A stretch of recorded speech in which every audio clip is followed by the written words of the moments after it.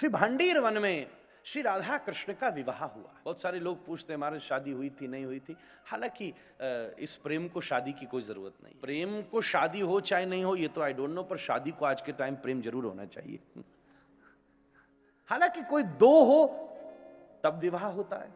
मैं ये बात कहता रहता हूं, जब श्री कृष्ण कभी दर्पण के सामने खड़े होते हैं ना और उनकी परछाई देखते हैं तो उनकी परछाई कृष्ण जैसी नहीं है, राधा रानी जैसी है। और जब श्री राधा रानी कभी दर्पण के सामने खड़ी होती है ना तो उनकी परछाई राधा रानी जैसी नहीं है, हाथ में वंशी आ जाती है, चंद्रिका आ जाती है। दोनों एक दूसरे, एक ही तत्व है, दो रूपों में प्रकट है। फिर भी व्रज लीला में भांडीर वन में विवाह हुआ, जिसका वर्णन श्री ब्रह्मवैवर्त पुराण में बड़े विशेष भाव से वर्णन होता है।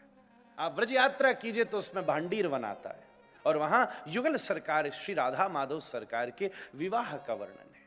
कई लोग कहते हैं महाराज श्री कृष्ण के इतने विवाह हुए, तो मैं तो उसको कई बार कह देता हूं, एक कलाकार का असली विवाह तो एक ही होता है, फिल्मों में तो अनेकों विवाह होते हैं। ऑन सेट तो वो बहुतों के साथ शादी कर लेता है, हर फिल्म में एक अलग शादी होती है, पर रियल में तो सदा एक ही के साथ विवाहित है जिसके साथ रहता है।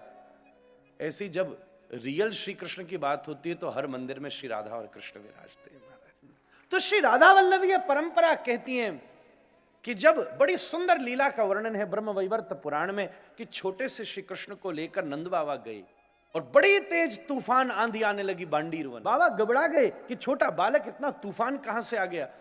उसी समय एक दिव्य वन देवी के रूप में सामने प्रकट हुई। बाबा ने उनकी शरणागति ली। नंद बाबा ने, क्या बात है बाबा? बोले मैं बड़ा घबरा रहा हूं, इतनी तेज तूफान आ गया, मेरी गोदी में मेरा छोटा सा लाला है। तो वन देवी ने कहा कि ये लाला मुझे दो, मैं इसकी रक्षा करूंगी।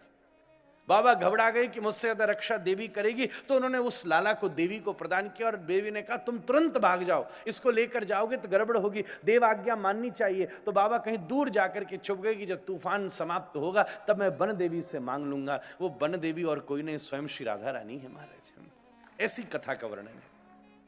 और छोटे से गोदी वाले श्याम कैशोर्य श्याम के रूप में प्रकट हो गए। ब्रह्मा जी को बुलाया गया और भांडीर वन में श्री प्रियालाल का विवाह हुआ।